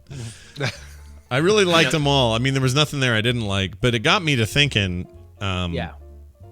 As brothers, or as, let's say, siblings go in filmmaking, would you put the Coen brothers on top of the heap, or would you give the Farrellys some room, or would you say, hey, the Wachowskis have been doing some cool stuff, or would you put who else did we say, the Duplass brothers, or the Farrelly, or we said the Russo brothers, the Hughes brothers. Let's not be. Oh yeah, the Hughes brothers. That's right. And the Russos are great, like Brian says. Like, it got me thinking about this. Zucker brothers. The Zucker brothers. Airplane and stuff. No, they're there. I mean, no one's done it with more prestige for longer, though. Right. Oh, yeah, without question. I mean, I would put them there. I just was curious. To me, I think it's like you kind of have to struggle. I mean, number one, it's kind of a weird distinction, because for whatever reason, the Directors Guild does not allow people to be directors' teams unless they came out of the same vagina. Like that's it's like a weird. I remember I think it was Sin City. Robert Rodriguez and Quentin Tarantino had to briefly quit the Directors Guild because they were both credited for Sin City. That's crazy. And it was because they're like, no, you can't be co-billed. And I think part of it is for the guild. I mean, they're looking at it from the perspective of like, oh no, we don't want to give studios the out to be like, well, I don't know, you did half of this, so we're gonna double credit you with somebody, and we're gonna cut you in for half the money. Like, but for whatever reason, if you're brothers or now sisters, as the Wachowskis are, or some combination in between, as the Wachowskis have been, you're allowed to do it. Like that's like the one loophole, is if you've only made movies together for your entire lives, then you are allowed to get co-credit. Although in general, the Coen brothers, is it Joel that usually gets director credit and then they both get writer credit? Yeah, it's usually Joel, but I want to say there's some cases where they just straight up get directed by Joel and Ethan Coen. Yeah. And I know that they've done single credit for some of the stuff. Yeah. But they almost they everything is a Coen Brothers film, and they are always co-credited on the screenplay. Yeah. Like that. It's interesting. Jay Calhoun in the chat says Coen Brothers have always left me cold. Never really loved any of the ones I've seen. Oh man, it's it's not going to be for everybody, but man, I have a hard time not putting Raising Arizona at the top of my list. Yeah. They are a very acquired taste. I mean, like I think that the artistry is there, but you're watching a Coen Brothers movie, so much so that their style pervaded another series that they didn't make. Right, like that's the greatest. The greatest sign of inventing your own kind of genre was that Noah Hawley for FX was able to make the Fargo series, and it's like, man, this feels like the Coen Brothers. Yeah. This feels like Fargo. This has the same kind of dialogue and motivations and characters. I mean, they did stamp their approval on it, but they only did it because he so correctly captured what they do. And you're totally right. And it's made for some of my favorite TV in the last decade. Like, I absolutely love the Fargo series. I love everything they make. I've seen every movie they've made except one. And it was The Simple Man. Never saw that. Don't know much about it. Some kind of Jewish coming of age thing. A suburban thing, right? Yeah. That was actually really good. Yeah, I didn't see it. I'm sure it was good. But really, Ballad of Buster Scruggs, I had to text you about just because it's like it is in the Venn diagram of Scott's interest. Yeah. And I was sure Brian knows this because I brought it up on the show, but I was sure that Brian may not like it because he doesn't like westerns like I do. So I was sure that just the western pastiche of it all was going to be a turnoff for Brian, and you ended up just loving it. But I knew you were a Coen Brothers fan. There was enough Coen Brothers in there that I loved it. And you know what's funny? We were talking about it after that discussion, bringing up other westerns. Like, oh yeah, I do like 3:10 to Yuma. Oh, I do like Unforgiven, or I do like this and that. Mm-hmm. And I've never seen any of the Man with No Name trilogy, the Clint Eastwood. Mm-hmm. What's his face? Man with No Name. I'm trying to think. The Good, Bad, and the Ugly. Spaghetti westerns. And all that. Fistful of Dollars, and a few dollars Outlaw more, Josie Wales and all that. Yeah. I mean, I like that stuff in a different way, though. I'm more of a. What's funny is I think you and I align more on what kind of westerns we like than not. I think so. Because we like didn't like Django, the first Django. No, it's kind of cheeseball and terrible. Yeah, true western. Yeah, it's not great. Hole in the Hole in the Roof. Let's be honest. Westerns are kind of like horror movies. Yeah, you gotta swallow a lot of garbage if you're a fan of the genre. Yeah, like there's a lot of crap out there that like, and largely because westerns are hard to land because they're very expensive. Yeah. Specifically now, they're very, very expensive to shoot unless you're doing kind of a modern western, which is really where kind of Robert Rodriguez got his made his bones of kind of doing the El Mariachi series, setting it in Mexico and stuff like that, where you were able to get some of those western tropes, the lawless town, the man who rises above his station to calm things down, the person who's taking advantage of a society without mores, and then of course the fact that there's land all around you, and there's kind of this almost like you can tell very similar stories in a western as you can like a spaceship or Mad Max or anything that's almost kind of apocalyptic in a way because it's just untamed open. Great example space. of that is High Noon, and they redid that as a sci-fi movie called Outland. Oh right, it was basically the same movie. Well, I'm into that across the board. So more of this, please. And if the Coen Brothers want to just keep making stuff that I can just watch on Netflix on a Friday night, that'd be great too. I'd be totally amenable to such a thing. Which one was your favorite? I'm really torn because I really liked everything, but I think I'm probably partial to the opener, and I mean, I'm just such a Tim Blake Nelson. Mm-hmm. Oh, he's so great, dude. For sure. He took the way he offed the way he offed freaking Mr. Krabs is one of the greatest moments in the history of ever. Yeah, that's of all the stories. That's the one I wanted more of. That's the one I thought all the other stories were great. Nice self-contained little packages, but I want a Buster Scruggs weekly television show or even a cartoon. Yeah, I would watch it. I would totally watch it. But you got to have Tim Blake Nelson. He has to do it. Has to be Tim Blake Nelson. That was really good. I really like the wagon train stuff because this doesn't spoil anything, but I like the way that thing never quite let you in on whose story this was. You were never really sure whose story it was, and in the end, it turned out to be Mr. Arthur's story, and you didn't know that. Yeah. And I loved that feeling of discovering at the end, like, oh, this was always about him. This was never about any of these other characters that we've bound ourselves to, that this beautiful little story kind of unfurled about. This is about this other guy. Yeah. So good. Can I tell you about a criticism of the movie? If it's the one where Dudley Dursley gets a grim end, yes. No, go ahead. Whatever you want to say. Go ahead.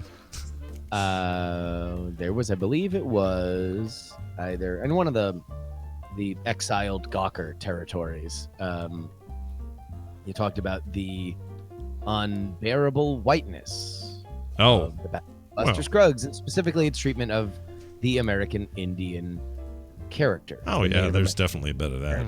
Yeah, they go pretty raw. The take was wrong. I think that it was not wrong in that those characters are single note. It is wrong in that you can certainly say that the Ballad of Buster Scruggs in its own way is racist, but it's because it's paying homage to movies that are almost assuredly racist. Right. Like, John Ford movies are racist. Like they are out and out, kind of like white supremacist in terms of how they treat the hordes and hordes and hordes of Indian characters.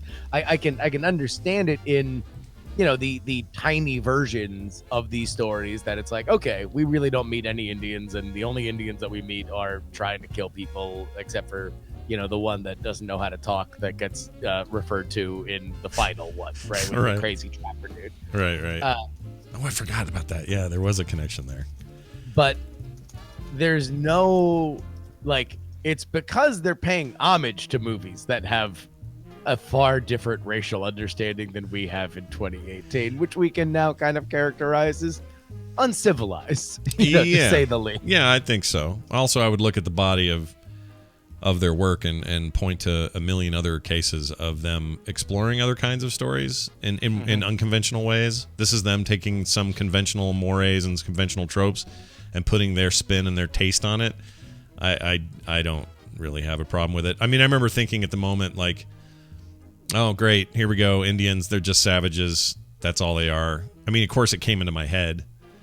But in the context of the movie or the short story they're telling, I guess I get it. Now, somebody's going to say, well, of course you get it. You're white. You don't get it. Like, I know. We could have those arguments, folks, just maybe not on the show. But yeah, like, I didn't come away from that. I don't come away from this going, oh, the Coen brothers, boy, aren't they well, let's not explode this. I mean, I think that part of the criticism I would have of that criticism is that everything doesn't have to be about everything, and so I would similarly say to a defense of the Coen brothers, we don't immediately have to pull their entire permanent record to now make a case on why they're not racist. We can talk about this one movie and understand that it's not like, they're not Leni Riefenstahl or anything. Mm-hmm. But I do think that there's an interesting conversation to be had. But at the same time, it's like, hey, look, the stories that were picked were very white settler-centric stories. Or again, it's like, the movies that were being, J.C. Calhoun asked, why pay homage to these movies?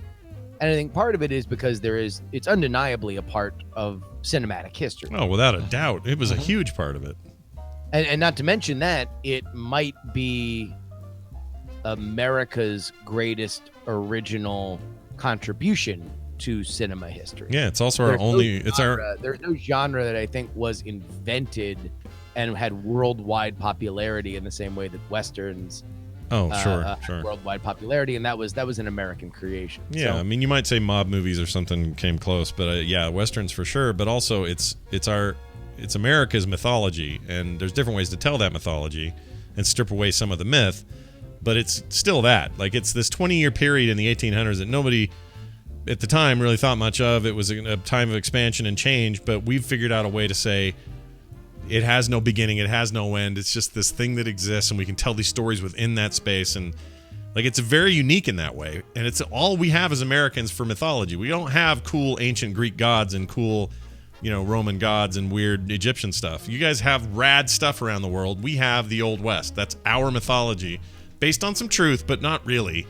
And this is playing in that space, especially the Buster Scruggs segment, which was, over the top, ridiculous take on anything they've historical. Been obsessed with the singing cowboy thing, even from Hail Caesar. Like that's been a recent bug that they've been trying to get out of their system for the last couple of years now. Which I was not a gigantic fan of Hail Caesar, but at least compared to The Promise, I really wanted that movie to be a lot better than it was.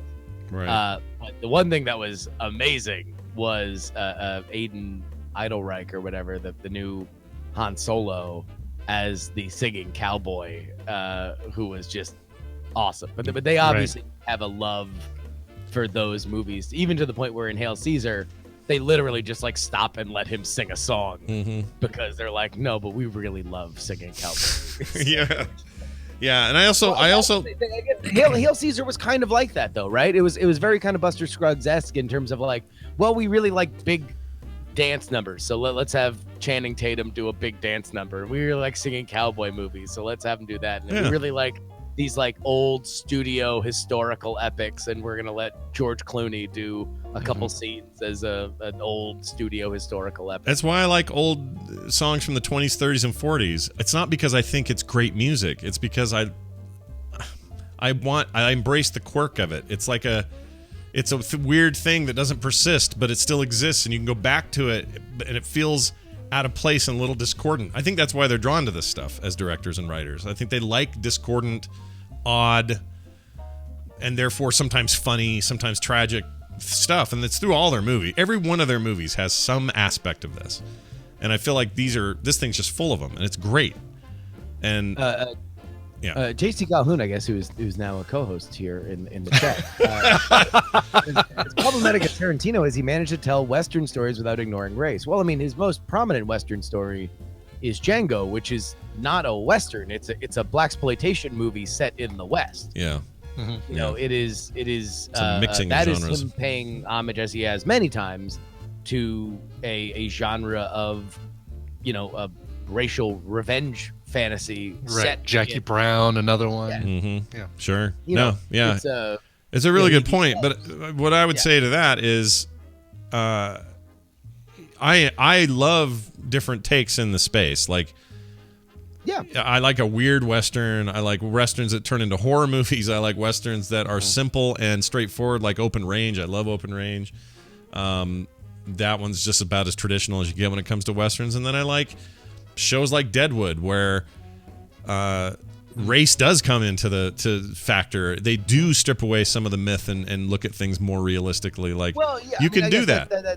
That's the question, is whether or not we are talking about a reality or whether or not we're talking about the movie version of the reality. I mean, a lot of what happens in Buster Scruggs is kind of the as you said, mythologized version of our past, right? It is paying that anthology is paying homage to the artistry of how we decided to reinterpret these elements and be them creepy and spooky or heartbreaking or coincidental or outright ridiculous, right? Like the Buster Scruggs segment is. These are how how film interpreted that idea, that moment in history. Yeah. And some other stuff like Deadwood is a Western as told through the vein of an alcoholic. It's so true, dude. It's so true. But I want to say, I think it's great to live in a year where two of my favorite Western things were made. This Ballad of Buster Scruggs in its entirety, and Godless on Netflix was one of my favorite things in recent memory when it comes to Western stories. I thought that was utterly fantastic, and talk about putting cramming a lot of diversity into it. I know it has some detractors, but I thought it was the way they handled a lot of stuff was really good. And so it's all blue skies as far as I'm concerned when it comes to the modern day we live in, where streaming services have the money, the wherewithal, and the influence to get people like the Coens, people like those who created Godless, or whatever creative mind out there that exists, can come and have a platform to make more stuff like this that would otherwise never see the light of day at a movie theater anymore, because people just don't go to Westerns like they did back in the day. I'm so happy about that. Embarrassment of riches, you know? You know, I'm excited to see what else they do. I don't know if this was part of any kind of deal that Netflix made with the Coens, but or if this was a movie that they had made that they bought to put out. But I think it's a great home for him, and man, the fact that kind of quality programming is coming. Did you guys watch Bodyguard? Yes, I loved it. Scott just finished it. I haven't watched any of it yet. Oh my gosh, I loved it. Doesn't it sound like they're calling everyone mom? Yeah, because mum. They say mum instead of ma'am or sir. Like it's a very British thing, obviously. No, wait. Are they saying mum? I thought they were saying ma'am. It was just in the accident. No, they say mum. When they say mum over there, like the Queen Mum. This happens in. This is what Daniel Craig calls Judi Dench in Judi Dench. Yeah, she calls her mum. Mum. M is short for mum in this case. Yeah, in this case it is. But yeah, I think that's pretty common over there, and they do it a lot. So if you're not used to it, it's like, whoa, what's with all these mums? But no, I think you're wrong. I think they're saying ma'am. It's just in the accent. It sounds like mom. I think it's mum. Hold on, mum in Britain. Where's Zoe Brings Bacon? She's our own. Yeah, lady. she's in there. Okay, we have several informal words for mother in English. Mum heard much in much of England. Mom heard much in America, and then ma'am heard in Ireland and Northern England. They're actually different words. Let's see. Difference between mum and mom in English. I'm trying to find it. Mum is this is an official. Yeah, like an official term. Thing. Yeah, for someone who's in charge of something, like sir. Like we would say madam. Yeah. Is she in the chat today? Zoe knows. She says you're right. Yeah. She says you're right. Okay. Mm-hmm. I'm pretty sure it's mum because they all do it. It is mum. Yeah. And I like it, and that show's great, and I would recommend it to a lot of people, unless you're super young, because it's got some pretty adult themes, but it's pretty great. I enjoyed every second of it. I even enjoyed there's a twist in that thing after like episode 2 or 3 that I just went, really, we're doing that?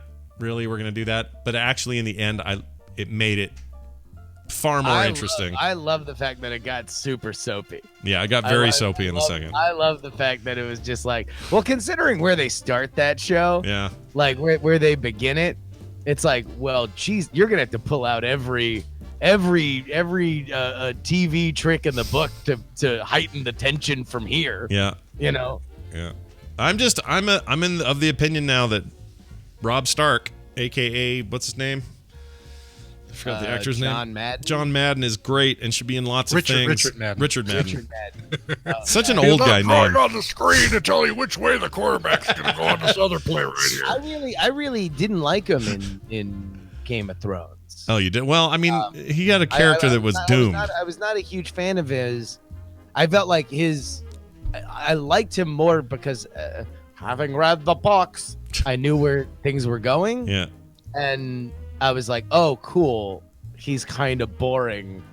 And we're going to find out what happens. Plus, in the books, he was never a first-person perspective in the books. He was always, he was never a point of view in the book. And in the show, they have to kind of tweak that because that's how shows go. And it never really sat right with me. But I think he's a revelation in this Bodyguard thing. He really nails the I think he's range. great because he is kind of boring, but that works for the character. Yeah, it really does. It really does. Like it works for, like, you see him in that first scene. By the way, if you have not watched it, literally just give it the first 20 minutes. And if you're not into it by then you're just not going to be into it. No harm, no foul. Just never watch anything else. I completely agree. And that's what hooked me. The first 20 minutes, I was like, this is like a good born identity. Had a baby with a, like it's got all those, like, it's very tropey spy, espionage, terrorist stuff, like, and it's got the music for it and the look of it and the blue hue to everything, and like it's all those things. But I just think they've got the pacing and stuff down so well, and the characters are great. And it's a quick watch too. It's 6 episodes, about an hour on each one, except for the final episode, which is an hour and 15. Oh, I didn't even notice it was a little longer. That's funny. Yeah, I need to. Well, it's on my list along with about 1,000 other things. Things are still raging here in the chat on who's right on mum or ma'am. Is that really that's really the hot Wow. hot take that we're getting in the chat room? Well, aside from the brief interlude of racist trolls, now we have returned to our regular schedule. Oh, did we have somebody come in? Did we have somebody come in and try to hijack or something? Oh yeah. Oh, yeah. I missed it. Darn it. And for whatever reason, I had no ability to ban / kick you that need to person. make some mods, man. I have No, mods. I've got the ability to do other. I can kick or ban just about anybody else. Watch me kick Zoe Brings Bacon. Check Yeah, this just out. kick her right out of there. No, She's too sweet. But no, Brian, you should have rights. I've given you rights. I do with everybody else. I don't know what he had done with his account that made it it was grayed out, kick, ban and kick. Maybe they kicked him. All those things were great. Maybe Jeannie or somebody was in the middle of it or something. And, Oh, maybe he was already kicked. Or yeah, that's something. probably what it was. Yeah, that's too bad. I always like to see when. Too late. I like. All right, but so is mum? Nipple. So you're gonna call your boss mum? If she's a lady, yeah. Sure. You're like working like at a post office, and they're like, "Hey, did you ship those packages?" And you're like, "Yes, mum." Well, isn't it just the queen? Like you just say the queen, ma'am, and it just the sounds queen mother weird. is the queen mum. That's the queen. Yeah, That's but- not the woman who works at the head of the post office. But she's not just the queen; she's the queen mother. Right. She's the queen mom. Yeah, but I think that the reason it spreads to other parts of like MI6 and all this other stuff is because they must just have some tradition of that. Of like if there's a civil servants. Yeah, but you're not going to go, yes, I did civil servant. Civil servant mum? That's what dude, I'm not from there. I have a feeling that it's just a little bit of a culture thing that you and I just aren't used to. And that I must have be a it. feeling that you're just making this elaborate, weird thing for the fact that British people talk different. We're going to get so many emails on this. Somebody back me up. All right, you know what? I'm going to text Terpster after all this. I'm going to get the final word, although he's not always the most trustworthy source. But I'm still going to ask, see what he says. Oh. And I've been corrected. The queen mother is the mother of Queen Elizabeth. Oh. So Queen Elizabeth the First. Oh, well, I've heard them refer to her as mum before. Queen though. mom. Yeah. Yes, mum. I think it's mum, dude. Dude, it's so not mum. It's not maybe, them. Maybe he's Jamaican and he's saying mon. Why would they say mum and not ma'am? It's not a weird thing that's like part of their. No, they're saying ma'am. It just sounds weird coming out of their crazy mouth. No, You know they're how you saying can solve mum. this is just turn on closed captioning and see what they're saying. Oh my god.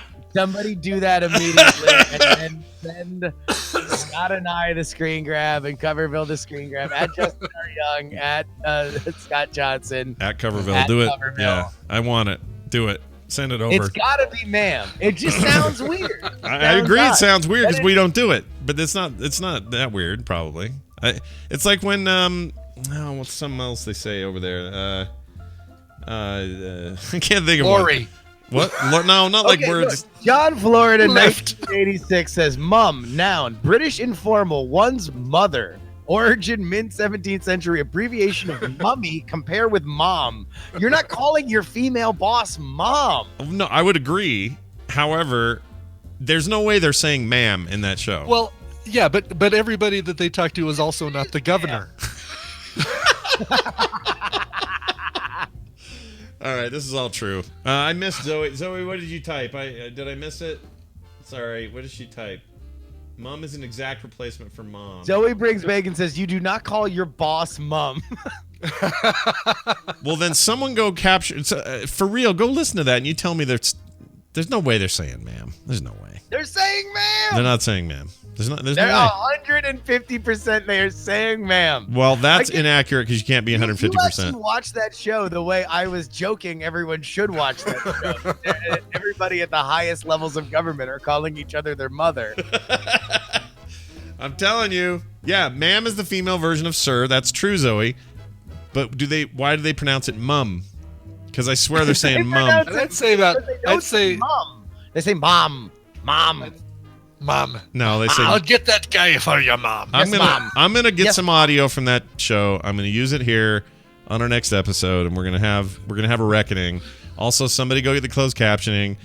Do all of that while. So will you apologize to me yeah. and all of England publicly when Yes. you are proven wrong? Absolutely. Whenever I am proven wrong, I'm happy to admit it. Unlike certain orange creatures that run this nation. Oh, you couldn't. We were doing. I know so we were doing so well. well. We were doing so well. We were doing so well. Nobody was fighting in the chat except for yelling at the racists. Like everybody's doing so well, and then you did it at the end. I know. I brought it in the end. So here's what you should do. You should pimp the stuff you got. That'll get our minds off of it. What's going on this week? Do you have anything you want to tell people about? Hey, great show tonight on Night Attack. There is a show and a Twitch channel here called Jack AM, and Jack from that show is going to be on tonight on Night Attack. It's going to be a very, very fun time. Also, there is a little bit of a change in my streaming schedule. Normally, I would go live around now, 10 a.m. Pacific time. But because I'm working on a few projects that are a little bit more conducive to morning hours, I am now moving Jury Daily and Politics to 3 p.m. Pacific. That is 6 p.m. Eastern time. So if you've never caught me live, because I'm normally on during your work time, now you will probably be able to catch either a little bit or a lot of the program. So go ahead and check it out. Twitch.tv/Justin R. Young. That's fantastic. Have a fantastic Evan the attorney. week. Well, he's out. I let him have his say. He got all his stuff in. Did he do that or did you do that? I did that because I thought he was done. Okay, he suddenly yelled, Evan the attorney. I know. I thought it's going to be his new trademark. He's going to go out by randomly picking some member of the chat room and saying their name as he hangs up. Yeah. Revendon's in the chat. I didn't know he was in here. Hey, John, Evan what's the up? attorney says, just checking the subtitles, jury is Raihi. He is but Raihi? I think he means right. Jury's right about the mum thing? Yes. Evan the attorney the ma'am thing. He never agrees with jury, so that's a big deal, actually. Wow. Yeah. He never agrees with that. Well, there you go. So, all right.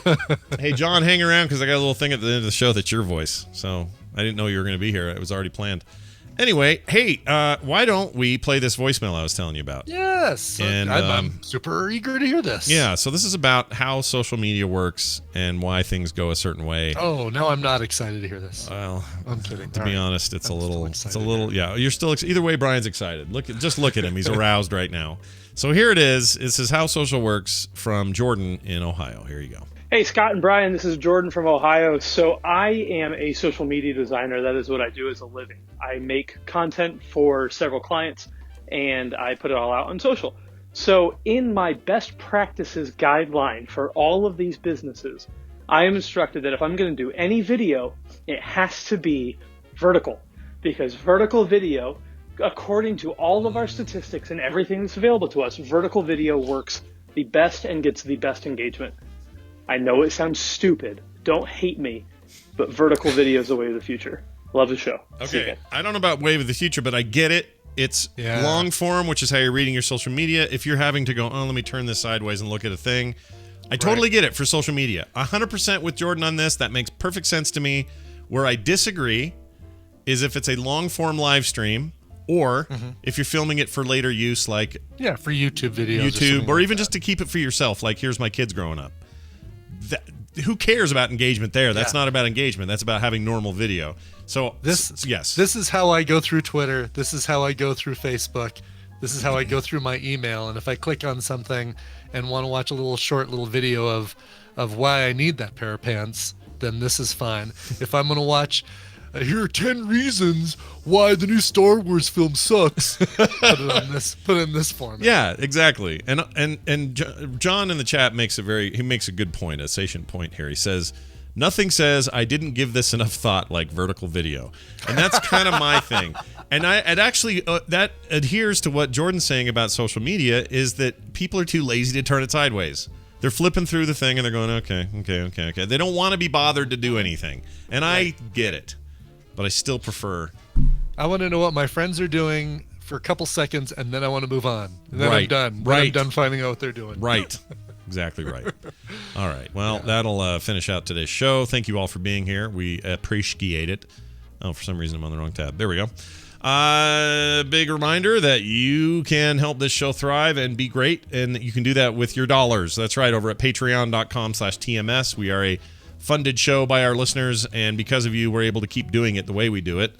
Just because we're dumb and only charge monthly for a thing we do every day, don't feel bad about taking advantage of us. It's totally fine. We've set ourselves up for it, so please take advantage of us and throw us $1 a month if that's all you can afford.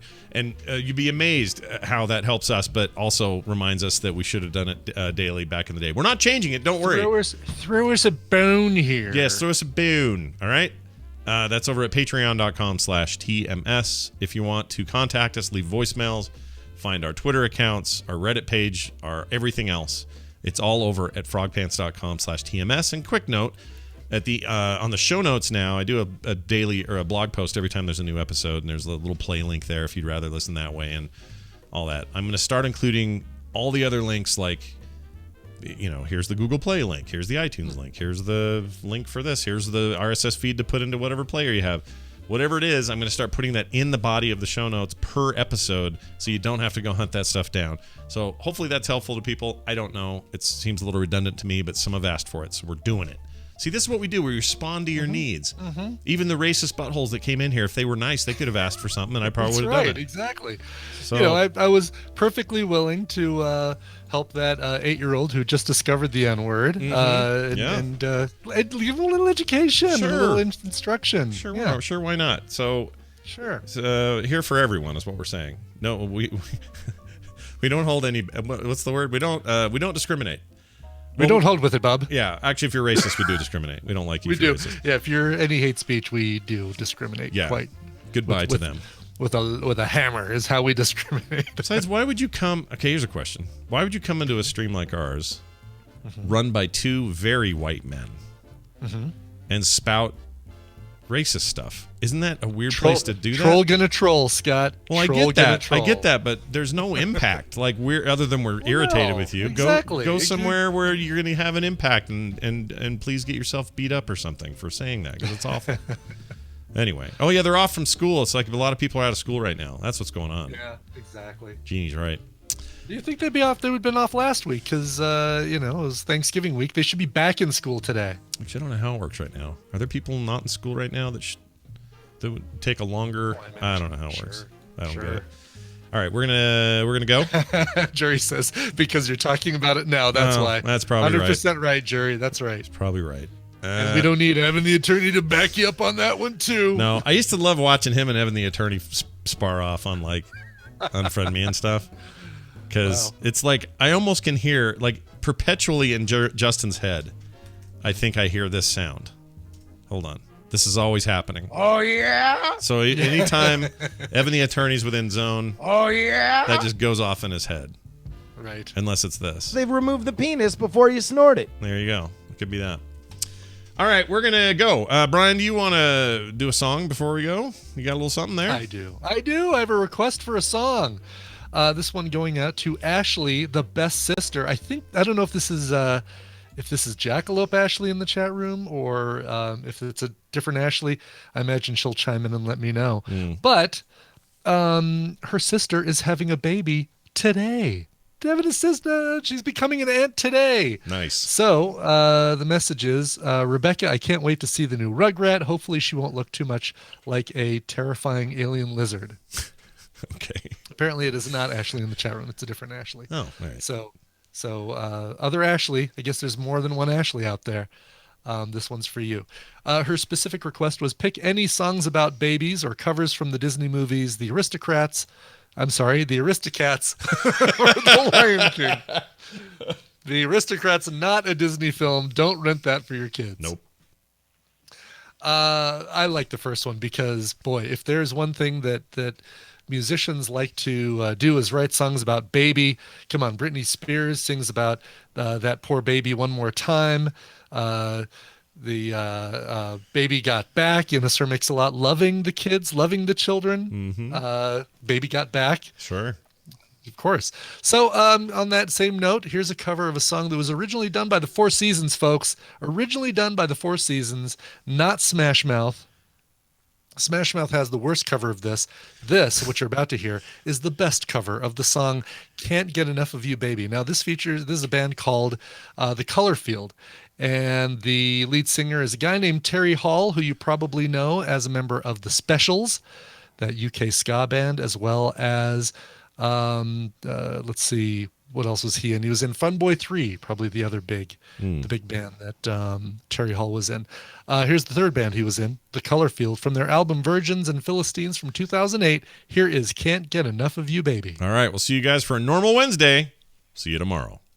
This show is part of the Frog Pants Network. Frog Pants Network. Get more shows like this at frogpants.com. People are going, oh, and That was John.